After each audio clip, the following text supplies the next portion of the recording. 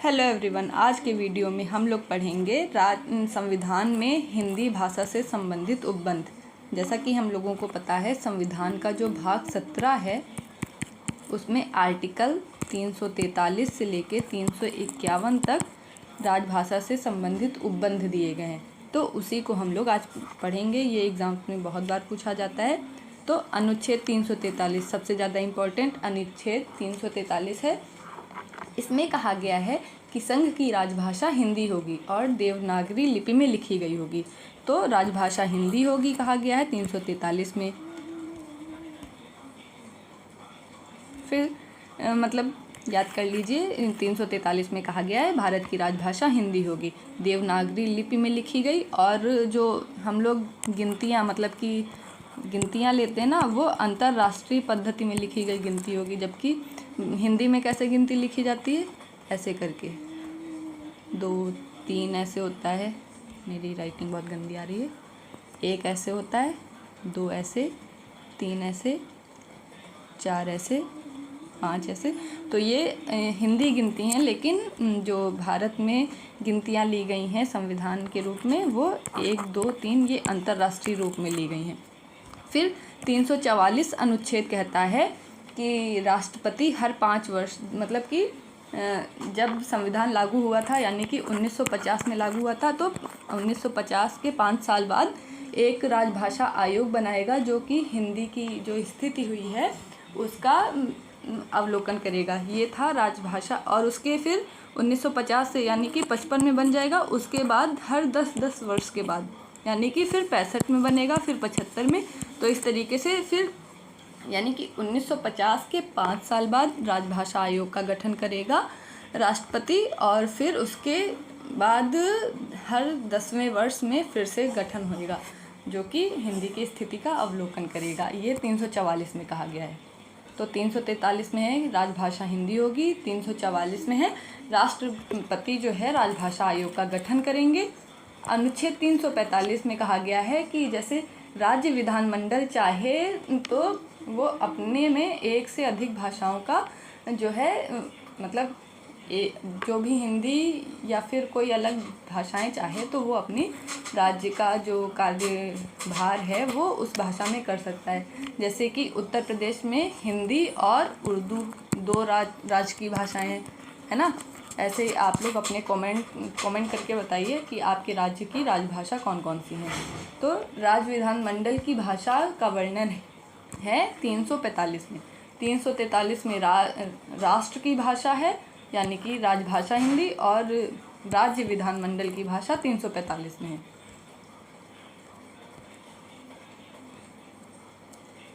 फिर 346 अनुच्छेद 346 में कहा गया है कि जैसे हम लोगों के यहाँ संघ है, यानी कि सेंट्रल लेवल हो गया, संघ और राज्य या फिर दूसरे राज्य।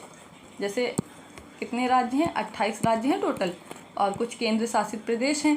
तो अगर ये लोग आपस में वार्तालाप करेंगे, जैसे एप्लीकेशन पत्र वगैरह देते हैं ना एक सरकार दूसरी सरकार को, तो संघ या राज्यों को दे, राज्य राज्यों को दे, आपस में मतलब बातें कैसे करेंगे, या फिर राज्य संघ को जो पत्र वगैरह भेजेगी वो कौन सी भाषा में भेजेगी, उसकी बातें हुई हैं यहाँ पे कि पत्राचार की भाषा कौन सी होगी। तो ये इंग्लिश में हो सकता है, या फिर जो राज्य आपस में अगर जैसे 2 लोग आपस में किस तरीके से बात करते हैं, वैसे ही अगर 2 राज्यों के बीच में कोई समझौता हुआ है तो वो उस भाषा में बात करेंगे। तो पत्राचार की भाषा यहाँ पे 346 में, इसको याद कर सकते हैं। देखो 6 आ रहा है और त्रा आ रहा है, पत्र में त्रा आ रहा है, तो छत्र से याद कर लीजिए, छ पत्र यानी कि छत्र। तो छत्र पत्राचार की भाषा 46 में है। फिर अनुच्छेद 347 में कहा गया है राज्य में मतलब दूसरी भाषा की मान्यता दी जा सकती है। जैसे बहुत सारे लोग हैं, तो इसमें क्या है, कुछ जैसे उत्तर प्रदेश में अभी हिंदी सबसे ज़्यादा बोली जाती है और उर्दू बोली जाती है। तो उत्तर प्रदेश की भाषा में उर्दू और हिंदी को मान्यता दी गई है। ऐसे ही अगर यहाँ पे भोजपुरी बहुत सारे लोग बोलने लगे, तो अगर सरकार चाहे और लोगों का दबाव पड़े सरकार पे तो वो भोजपुरी को भी राज्य की भाषा घोषित कर सकते हैं। तो इस तरीके से अगर एक साथ जनसंख्या बहुत सारी कोई भाषा को बोलने लगे या उसको मान्यता दे तो शासकीय प्रयोजन में वो भाषा मतलब उसको दूसरी भाषा का दर्जा दे सकते हैं। ये कहा गया है अनुच्छेद 343 में।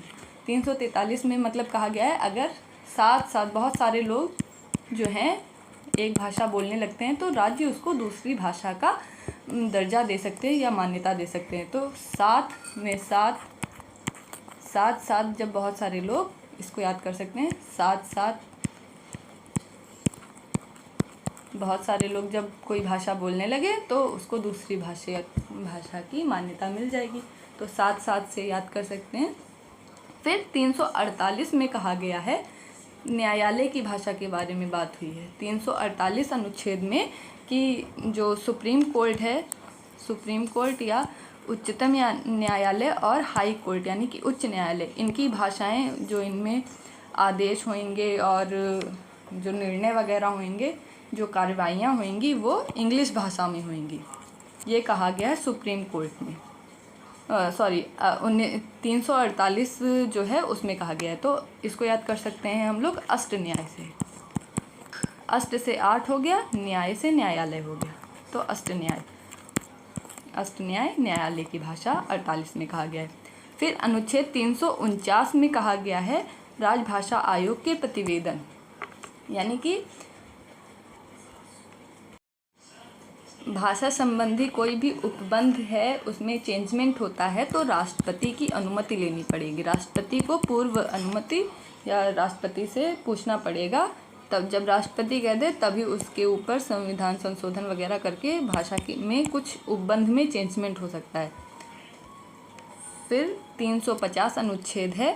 350 अनुच्छेद में कहा गया है कि एक तो देखो कोई अगर शिकायत होती है किसी को तो वो शिकायत संघ या राज्य या किसी अधिकारी को भेजेगा ना, तो वो उसकी भाषा क्या होगी, वो अपने राज्य की किसी भी भाषा में चाहे तो मतलब एप्लीकेशन वगैरह दे सकता है अगर किसी को शिकायत करनी है। और अल्पसंख्यक वर्ग जो है वो अपनी भाषा को मतलब प्रमोट कर सकता है, अपनी भाषा में को संरक्षित कर सकता है, यानी कि मातृभाषा की उपेक्षा नहीं की जाएगी, इसमें ये है। और अल्पसंख्यक वर्ग मतलब हिंदी का प्रचार प्रसार बढ़ावा दे रहे थे, लेकिन अल्पसंख्यक जो हैं वो अपनी भाषा को बचा के रख सकते हैं जिससे वो विलुप्त ना हो, इसलिए 350 अनुच्छेद की बात। फिर तीसरा पॉइंट इसमें है कि जो अल्पसंख्यक वर्ग है उनकी भाषा वगैरह बचाने के लिए एक अधिकारी की नियुक्ति भी होगी। तो 350 में अगर कोई शिकायत करना चाहता है तो वो अपने राज्य की किसी भी भाषा में शिकायत कर सकता है, एप्लीकेशन दे सकता है। अल्पसंख्यक वर्ग जो है वो अपनी भाषा को बचा के रख सकता है और अल्पसंख्यक लोगों की भाषा को बचाने के लिए एक अधिकारी नियुक्त होगा कि उनकी हितों में मतलब उपाय देगा वो।